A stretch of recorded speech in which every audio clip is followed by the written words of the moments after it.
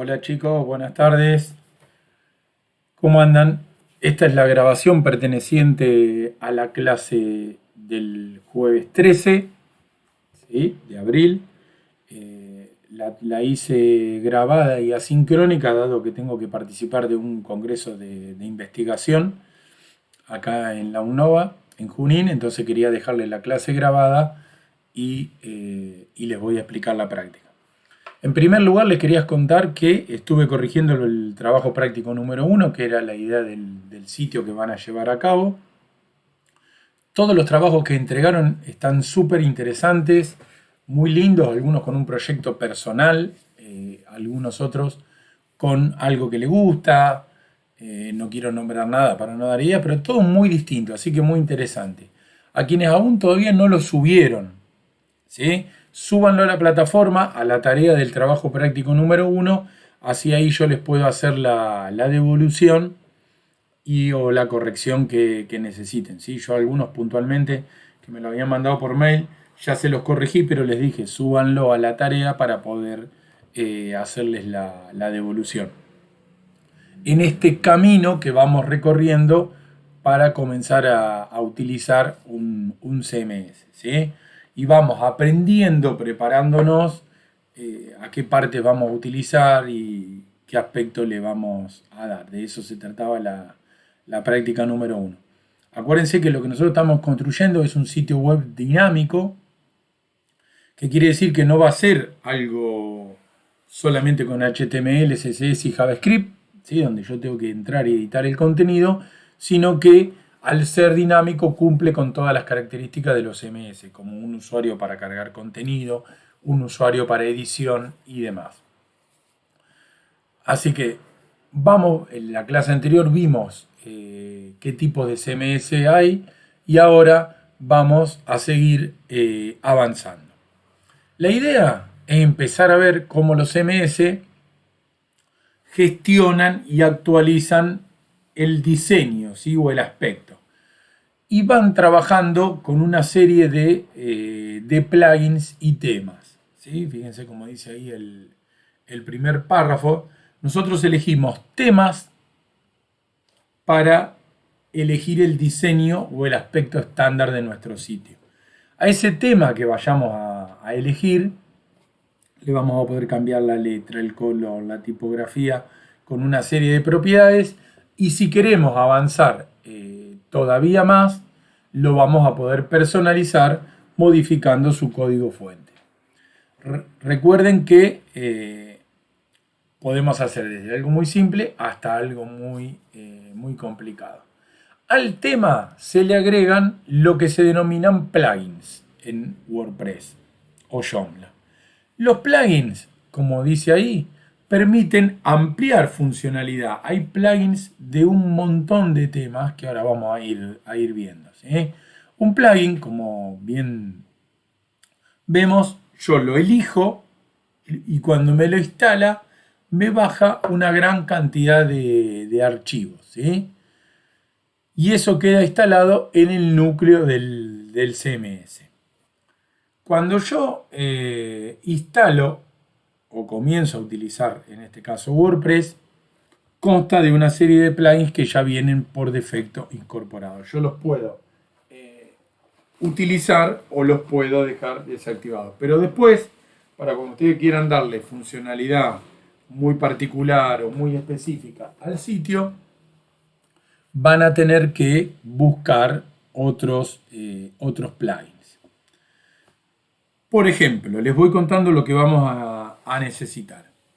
Si nosotros queremos trabajar con usuarios que en lugar de ser generados en el SMS y tengan la clave de forma local, por ejemplo, queremos que nuestros usuarios que van a cargar contenido, cargar posts, etiquetas y demás, hagan un login, por ejemplo, con Google o con Facebook, hay que instalar un plugin de autenticación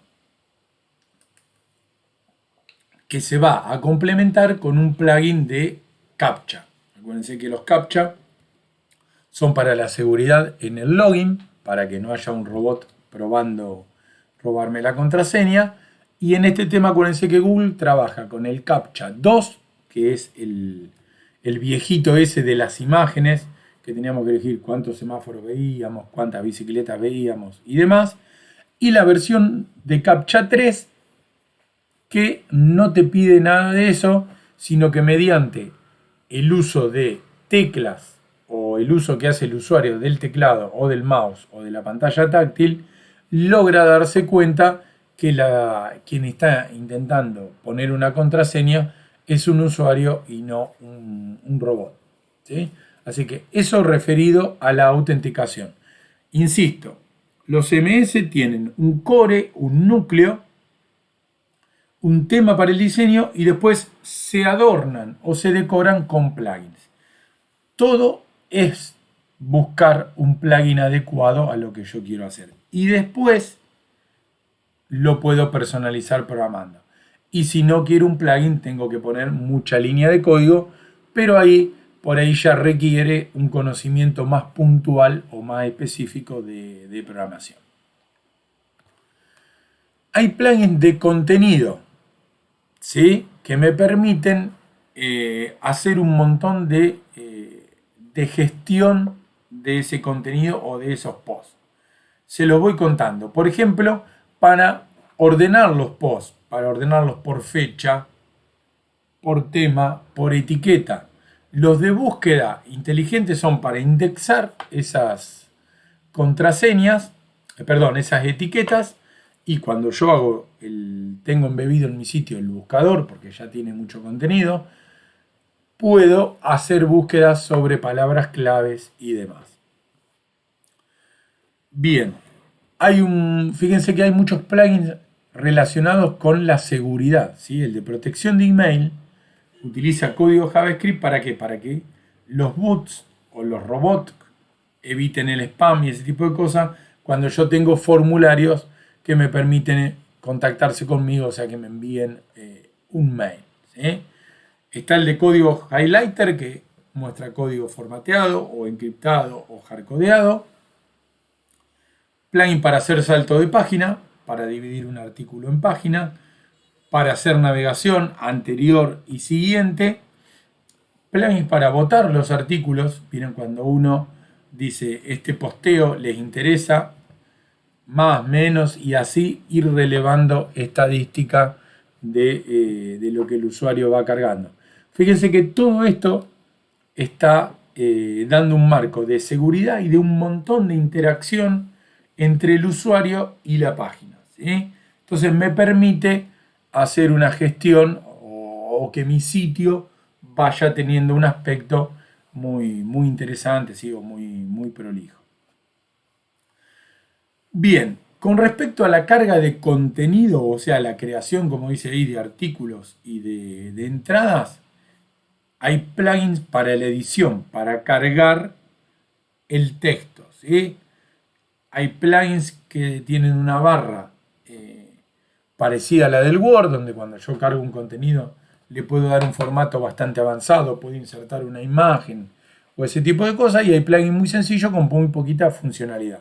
Esos plugins se llaman de edición o editor, como dice ahí, porque se refieren para el momento de que el usuario que se loguea al sitio y genera contenido dinámico, ¿sí?, que son los posts o las entradas, se encuentre con una barra para cargar, para poner un hipervínculo, para insertar una imagen, para todo ese tipo de cosas, para que el artículo que va a crear le quede de manera prolija, ¿sí?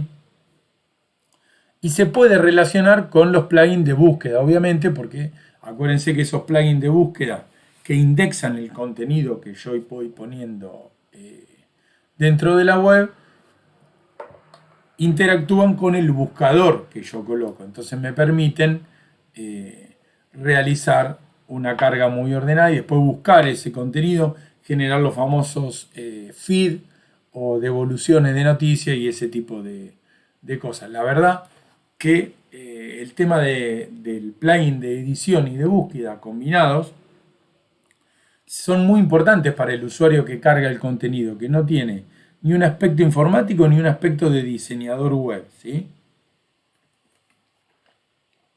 Pero se convierten en una herramienta realmente muy, muy importante, porque si yo no le brindo una edición o un momento de carga muy cómodo a los usuarios comunes, se van a terminar frustrando. Seguimos con la gestión de plugins. Añadir, fíjense, notificaciones o iconos de acceso rápido para gestionar algunas tareas. Notificación, ¿sí?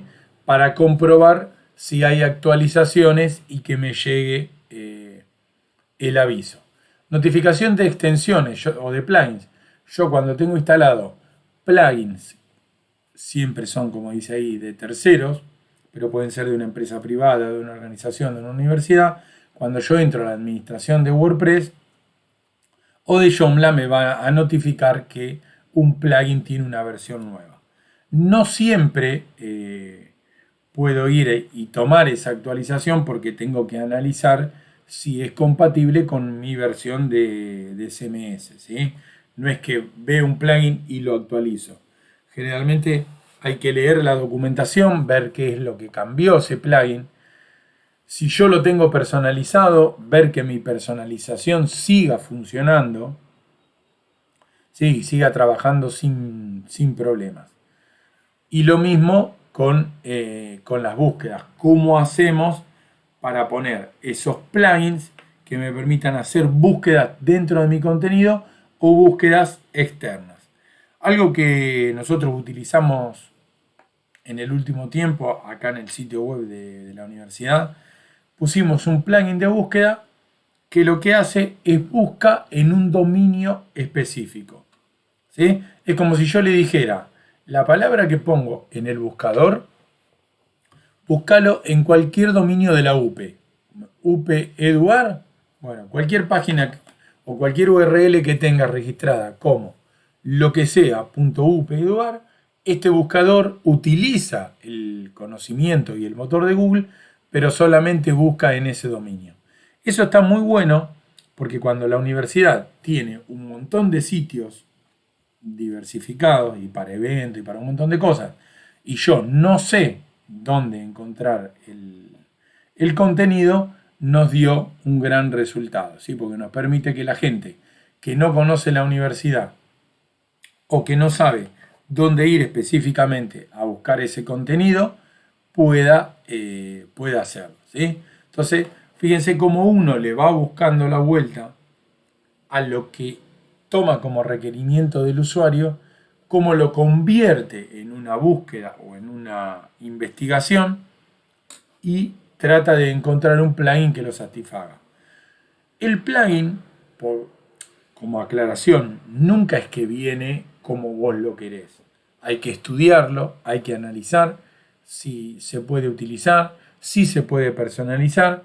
Y algo muy importante que me parece que no dije es, tenemos que analizar cuántas descargas tiene ese plugin. ¿Por qué? Porque si yo utilizo un plugin con una buena cantidad de descargas y con una buena historia de actualizaciones, me aseguro que ese plugin tenga una vida útil o que pueda seguir evolucionando junto con la versión núcleo del CMS. Acuérdense que los CMS se actualizan constantemente porque suelen tener problemas de seguridad. ¿Por qué? Porque al ser herramientas a nivel mundial, así como hay millones de diseñadores y programadores utilizándolos para crear sitios web, hay muchísima gente y muchísimos robots tratando de hacer daño, digamos, o de hackear ese sitio para poder borrártelo o ponerte leyenda y ese tipo de cosas. Ustedes dirán, ¿quién va a estar molestando o interesado en mi sitio? El tema es que son robots, ¿sí? Que trabajan de forma automática. No son personas que están buscando, sino que son robots y están todo el tiempo recorriendo la web y buscando sitios WordPress o sitios Joomla que estén desactualizados, y como ya las vulnerabilidades son de carácter público, una vez que lo detectan, se meten y empiezan a escarbar. Muy bien. plugins de sistema, ¿sí? Que controlan otro aspecto de el CMS, por eso se denominan plugins de sistema. Tenemos entre los más destacados, ¿no? Plugins para manejar el idioma. Acuérdense que un tema muy importante en un sitio web es el idioma, o lo que también se denomina en informática internacionalización. Quiere decir, si yo hago un sitio que, de acuerdo al lugar o al usuario que lo esté leyendo, permita que cambie el idioma del contenido, la vieja banderita que se veía antes en muchos sitios, ¿sí? Donde uno podía cambiar de idioma, eso se dejó de usar un montón, y si ustedes se fijan ahora, hay muchos sitios que por ahí están en inglés y ustedes ingresan y te dicen, quiere leerlo en español o no, si uno le pone que sí, te hacen la traducción. Muchos de esas traducciones están hechas con los plugins. Hay dos tipos de traducciones. Traducción medianamente automática, donde el WordPress o el Joomla con este plugin utiliza el traductor de Google, entonces le envía todo el texto y lo recibe en otro idioma, donde la traducción es medianamente humilde, digamos, ¿sí? Es una traducción de una máquina. Pero el costo de hacer eso es gratis. Ahora, existe otro plugin de idioma donde uno escribe o a través de un traductor escribe las páginas en ambos idiomas, los menús y todo lo que uno quiera. Pero ahí están cargadas las páginas dos veces. Por eso les digo que se necesitaría de un traductor o de una persona que lo escriba en el otro idioma. Y ahí ustedes se aseguran que la traducción es exacta. Esto depende de la importancia del sitio, de la cantidad de texto y ese tipo de cosas. Si ustedes han usado el traductor de Google, se darán cuenta que hace una traducción bastante genérica, bastante estándar, pero no se asegura la exactitud. La política peer-to-peer, ¿sí? O P3P, es para la privacidad en la web. Esto maneja las sesiones. Si ustedes van a hacer un sitio con usuarios logueados, maneja el tema de sesiones, dejarla abierta, desconectarla y ese tipo de cosas. Y como dice ahí abajo, cuando se cierra la sesión, mandar al usuario a la página del home. Hay muchos sitios WordPress o Joomla que tienen información pública, después tienen un login de usuario que te permite acceder a otro menú donde hay información específica de la empresa o de la organización. Nada que tiene que ver con el login de carga de contenido. Esto es login de usuario, como cuando uno se registra en un sitio para hacer compras o lo demás. ¿Sí? Los plugins de depuración son muy interesantes porque ofrecen estadística y ofrecen más que nada relacionado con la seguridad y ese tipo de cosas. Manejan el registro y manejan, como dijimos recién, la redirección. Si alguno en la URL quiere poner mi sitio web barra alguna página o alguna URL que no existe, te vuelve a redireccionar al home.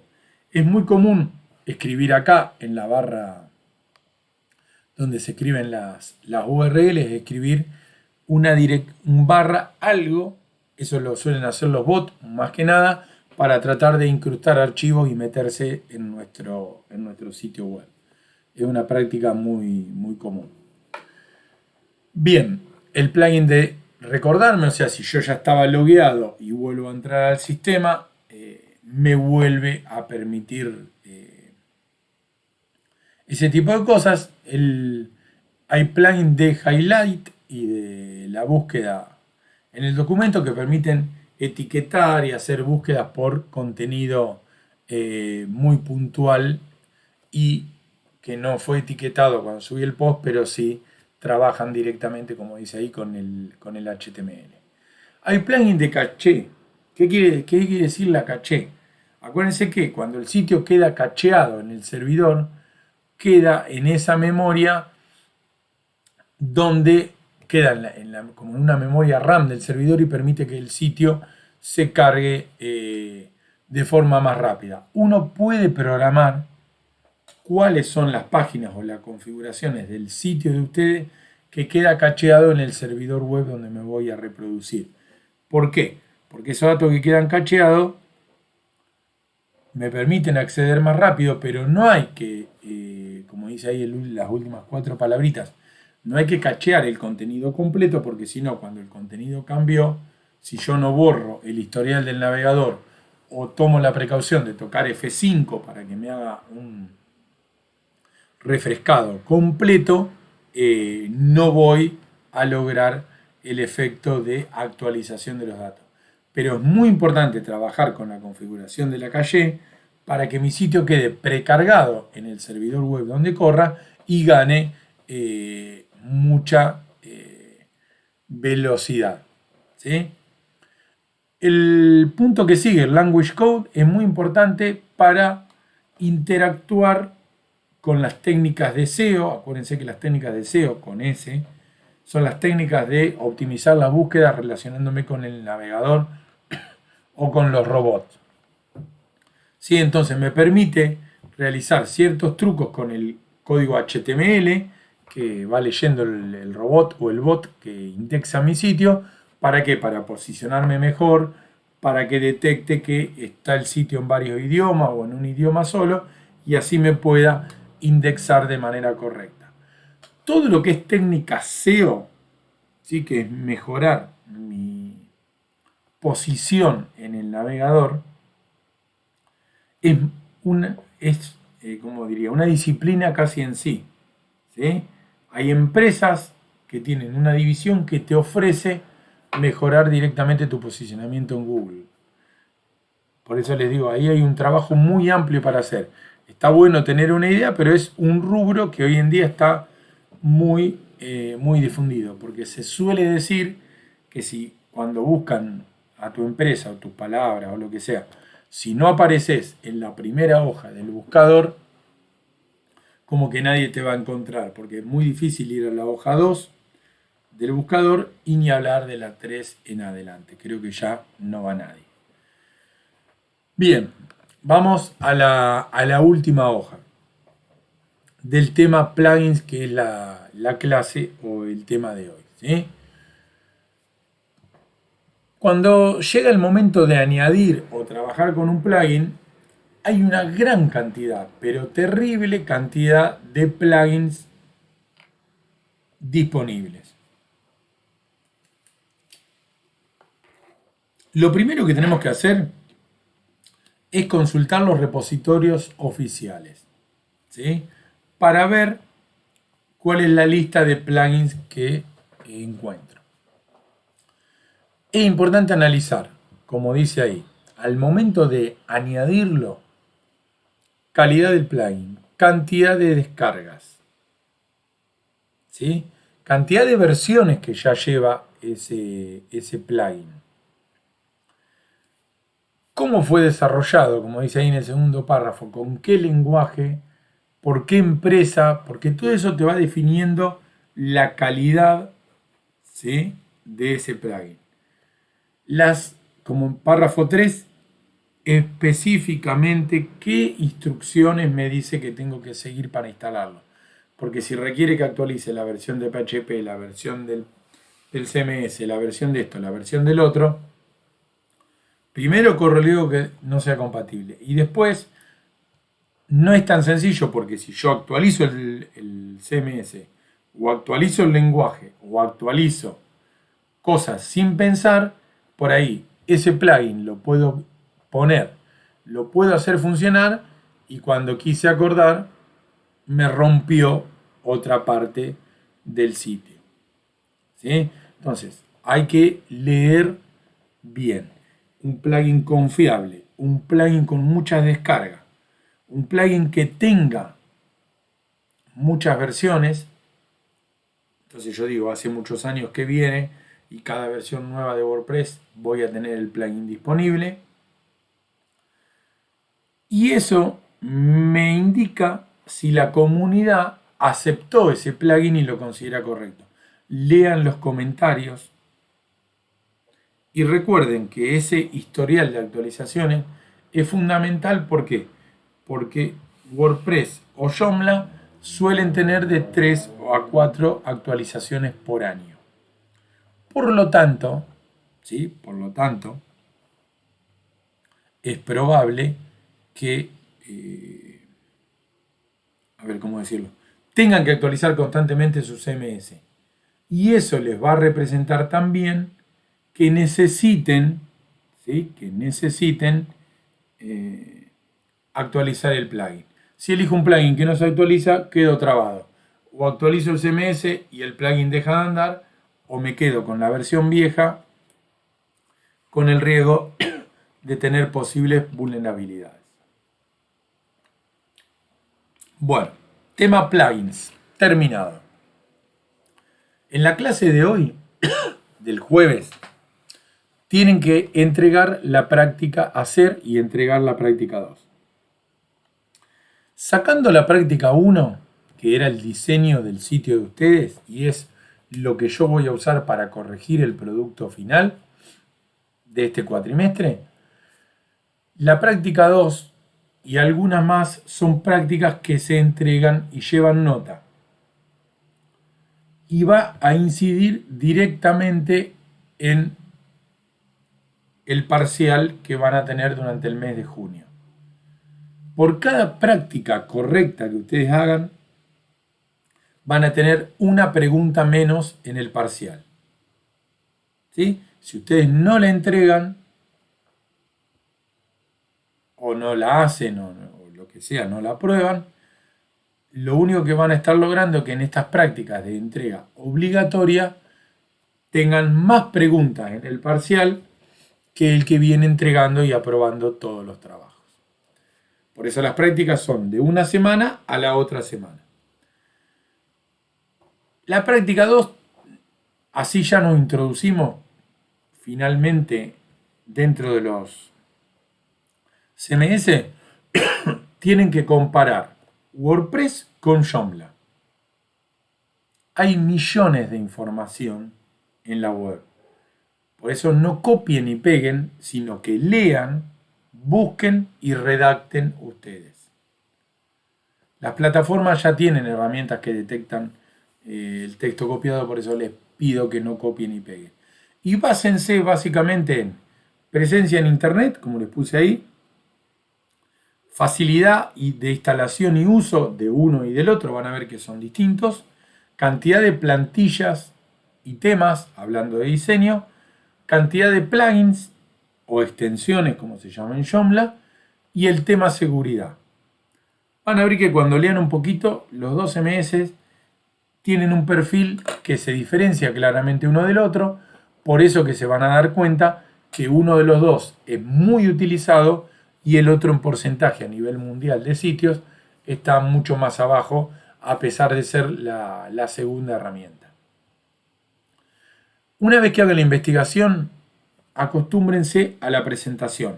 Los que yo corregí de la práctica 1, la mayoría estuvieron muy bien presentados, con una carátula muy prolija, con sus datos, y en la segunda hoja arranca el trabajo. Tienen desde el jueves 13 al jueves 20 para entregarlo y tienen que subir el archivo. Detalle importante. El jueves 20 vamos a comenzar a utilizar o a crear el sitio en WordPress. Así que ahí vamos a tener la próxima teoría y la práctica 3 va a ser conectarse y hacer el registro en WordPress. Les pediría que no se adelanten, que no se esperen para poder hacerlo juntos y para... yo voy a tratar de armarles un videíto o algo con la explicación para que les quede así. Les muestro cómo sacan el usuario, se registran y comienzan ya libremente a trabajar con WordPress. Bueno, les agradezco mucho que miren el video, que sigan por esta clase asincrónica, que puede ser como mucho una vez por mes, y que hagan la práctica 2 y los que todavía no subieron la 1 lo realicen. Gracias por todo y nos vemos el jueves 20.